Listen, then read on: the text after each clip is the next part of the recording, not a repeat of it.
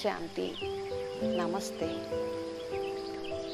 మనం లాస్ట్ ఎపిసోడ్లో పరమాత్మ యథార్థ పరిచయాన్ని తెలుసుకున్నాము. పరమాత్మ దివ్యనామం సదాశివ అని, అతడి స్వరూపం జ్యోతిర్బిందు స్వరూపం అని తెలుసుకున్నాం కదా. చాలామంది మరి శివ అన్న పేరు వినటంతోనే ఇదేదో ఒక శైవ మతానికి సంబంధించిందేమో అని అపోహపడుతూ ఉంటారు. నిజానికి పరమాత్మ పేరు ఏదో ఒక మతానికి, ఒక ధర్మానికి, ఒక వర్గానికి సంబంధించింది కాదు. భగవంతుడి నామం గుణవాచక నామం, కర్తవ్యవాచక నామధేయం.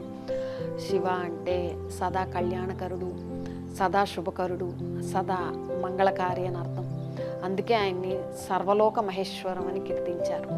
అంటే మొత్తం విశ్వంలో సర్వాత్మల పట్ల శుభచింతన చేయువాడు అని అర్థం.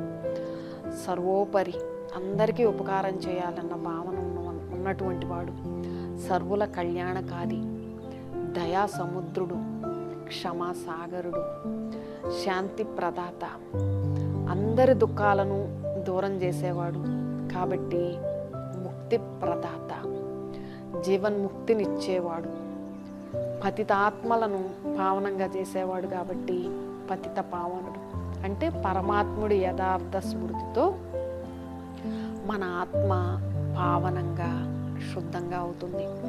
అందుకే ప్యూరిఫైయర్, పతిత పావనుడు అంటారు. అలాగే మనకి సుఖశాంతుల మార్గాన్ని, ఆ త్రోవని చూపిస్తాడు కాబట్టి ఆయన్ని మార్గదర్శకుడు, గైడ్ అని అంటారు. అలాగే ఆయన వైద్యనాథుడు అని కూడా అంటారు. అంటే మన ఆత్మలో జన్మ జన్మాంతరాలుగా మనకి ఏదైతే మాయ అంటే అవివేకంతో చేసే వాటిని, పరవశమై చేసే వాటిని మాయ అని అంటారు. మాయ అంటే దుఃఖాన్ని కలిగించే అంశాలను మాయ అంటారు. కామ, క్రోధ, లోభ, మోహ, అది అర్షద్వర్గాలు ఏవైతే ఉన్నాయో అవన్నీ కూడా మహామాయ. మాయా పీడితులైనటువంటి వారిని పరమాత్ముడి స్మృతి అనేది విముక్తులను చేస్తుంది ఆ మాయ నుంచి. అందుకని కామదహన కరుణాకరలింగం అన్నారు. అంటే మనిషి ఆది మధ్యాంతం దుఃఖానికి కారణమైనటువంటి ఈ కామక్రోధాది మోహలోభాది విషయాలు ఏవైతే నరకానికి ద్వారాలుగా గీతలో కూడా వర్ణించారో వాటన్నిటి నుంచి విముక్తినివ్వగలిగినటువంటి, ఆ జ్ఞానాన్ని ప్రసాదించగలిగినటువంటి ఆ శక్తి, యుక్తి కేవలం ఆ శివపరమాత్ముడికి మాత్రమే ఉంది.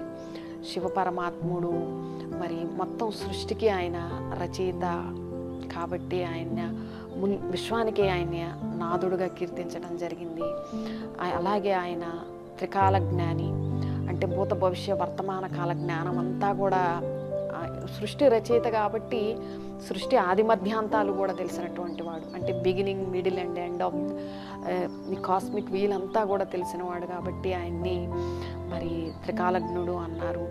అలాగే త్రిలోకీనాథ్ అంటే ముల్లోకాల గురించిన పరిపూర్ణ జ్ఞానం కలిగినటువంటి వాడు కాబట్టి ఆయన్ని త్రిలోకీనాథుడు అన్నారు. అలాగే ఆయన్ని అమరనాథుడని, కేదారనాథుడని, బబుల్నాథుడు, బబూరీనాథుడు, ఈ విధంగా రకరకాల పేర్లతో అన్నీ కూడా ఆయన గుణాలు, కర్తవ్యాలను బట్టే ఆయనకు వచ్చినటువంటి పేర్లు. పరమాత్ముడు త్రిమూర్తులకు కూడా తండ్రి, త్రిమూర్తులకి కూడా రచయిత. అందుకే త్రిమూర్తి సదాశివ అంటారు. అందుకే స్క్రిప్చర్స్లో కూడా మనకి మరి శివలింగంలో నిమ్న భాగం బ్రహ్మకు, మధ్య భాగం విష్ణువుకి, ఊర్ధ్వ భాగం శంకరుడికి, మధ్యలో దిద్దిన బిందువు పరమాత్ముడి యథార్థ స్వరూపానికి గుర్తు. అందుకే ఓంకారం బిందు సంయుక్తం అన్నారు. అంటే ఓంకారం అకార, ఉకార, మకారాంతాల సమ్మేళనం. అకారం ఆ బ్రహ్మ, ఉకారం ఊ విష్ణు, అలాగే మకారం మహేశ్వరుడు, ఆ అర్ధచంద్రాకృతిలో ఆ పైన దిద్దినటువంటి పూర్ణ బిందువు మరి పరమాత్ముడు, జ్యోతిబిందు స్వరూపుడు, మహాకాలుడు, దేవాది దేవుడు, సర్వుల దుఃఖాలను హరించే ఆ మహాదేవుడికి అది స్మృతి చిహ్నం.